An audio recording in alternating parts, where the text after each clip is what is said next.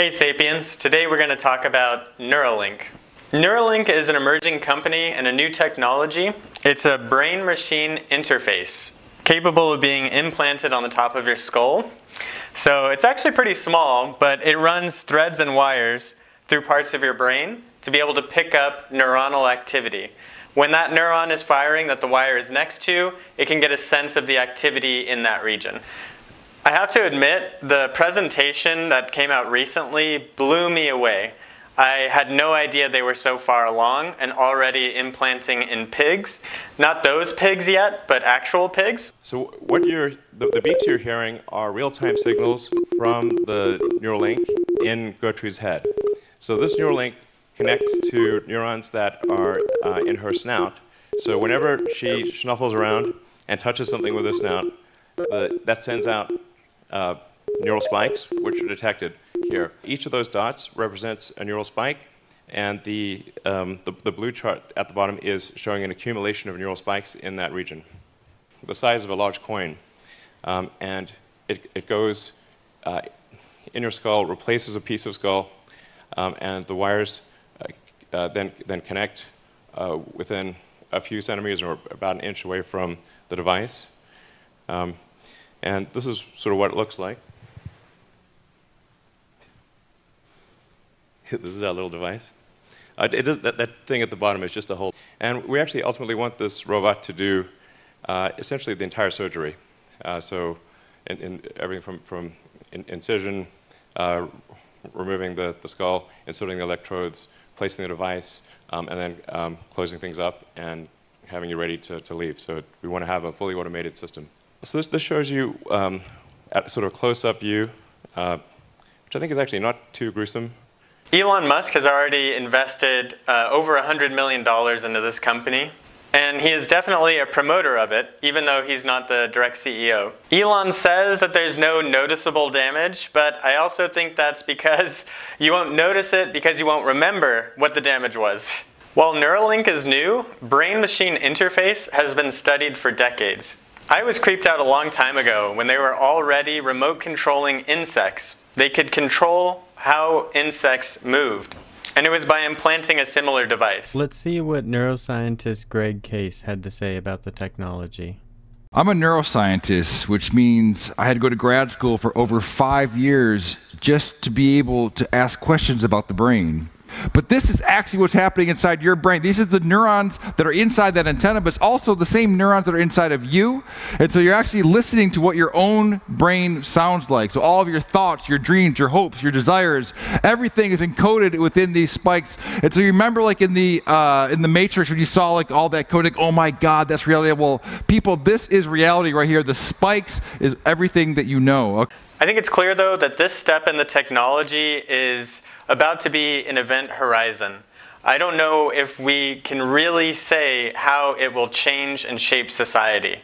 There are some pretty wild and extreme claims going on right now, like Neuralink could sense your memories and in the future be able to upload and store those memories. Potentially we could store your memories in a robot body, or at least let you control a robot body, similar to that movie Surrogate. Yes, I think in the future you will be able to save and replay memories.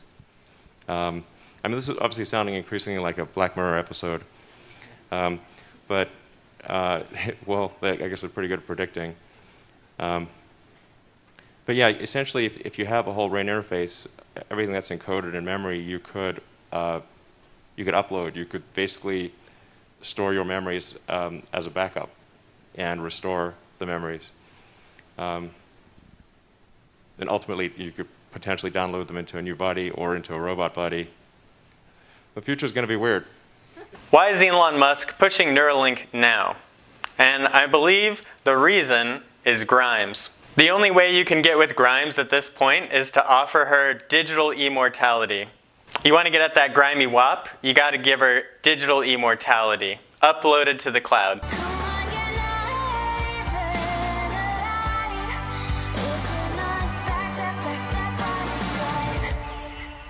She's going to go from high maintenance to high maintenance server. And I'm not judging Grimes at all. I mean, get it, sis. I do believe this technology will lead to incredible breakthroughs in many fields. Current applications are in medicine. The main objective of the company currently is medical in nature. They're trying to assist people who have paralysis. I believe the applications are endless. Not only in actively doing anything, but just in observation, we can learn so much about the brain, and it can make significant advancements in neuroscience. We can learn about seizures, what's happening in the brain with certain medications and how it affects things. We can also understand more accurately what's happening in the brain of those with different mental illnesses. Potentially, it can even detect abnormalities and predict conditions before they happen.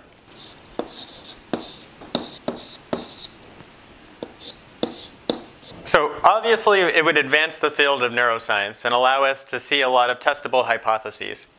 All this information is being used to train AI applications. Through the study of neuroscience and the brain and brain-machine interface, we'll gain a lot more knowledge about how brains work and function. Advancements in neuroscience tend to filter through in new AI applications. As we learn how the brain solves problems, we can try to translate that into machine functionality. Because of these reasons and more, I believe that the development of brain-machine interfaces such as Neuralink is inevitable.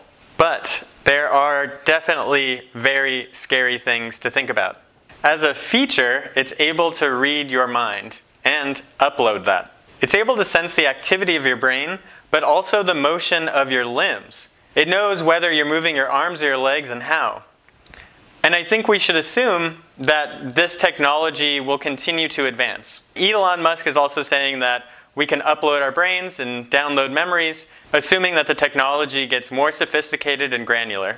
But what I want to ask is, how long before Neuralink becomes something essential, like having a phone in our modern world? How long before it becomes required for certain types of work? Imagine a warehouse full of people with Neuralinks. Why do they have Neuralinks? Well, first it's about measuring worker productivity. Your employers will be able to sense when you're attentive and when you're not, when you're moving and when you aren't, how much force you're generating. What if you are paid according to the work you completed on Neuralink data? Even more terrifying is the prospect that eventually it can control your limbs. How tempting would it be for a fulfillment center worker to go into work, clock in, and once they do, their limbs and body is overtaken to perform the manual labor, while they're free to browse the internet and do whatever, possibly just looking at redos for 8 hours a day while they get their job done. Isn't that what most people want to do, surf the internet for their whole workday, and boom, they're done? Imagine that you're a military service member, you're about to sign up, and they tell you they'll give you a $2,000 sign-on bonus and implant you with a Neuralink, which will give you more opportunities for jobs in the military. And you get to keep the Neuralink after you're done with your service. Now, how many people do you know who would immediately jump on that and see it only as a benefit? But that would be a military-grade Neuralink. Hacking of the Neuralink is, of course, another serious concern. How long is it before this technology becomes the plaything of some young hacker?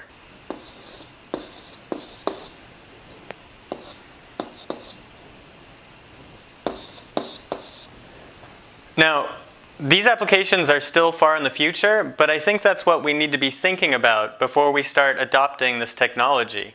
This should be a very slow process. Because brain-machine interface is an amplifier of human activity, it will continue developing.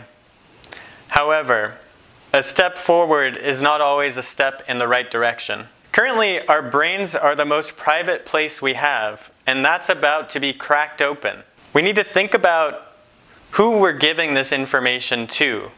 Who can use this to control us? Why this shot? Why did they keep the doctor in scrubs wearing a mask next to Elon Musk while Elon Musk answers a question? Why?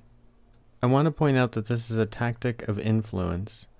This figure of authority sits next to Elon Musk while he makes predictions about where the technology can go. and even his silence is taken as compliance. Try not to make the mistake of feeling authority being the same as believing the truth of the claims being said. What about networks of people connected by a brain-machine interface? Now, don't get me wrong, I love the Borg. I mean, #goals, inspiring. And I love 7 of 9. Don't even get me started on 7 of 9. I mean, that woman has aged like a fine wine. But where will this power and control go? How much control will we be forced to give up? And how much will we give up willingly?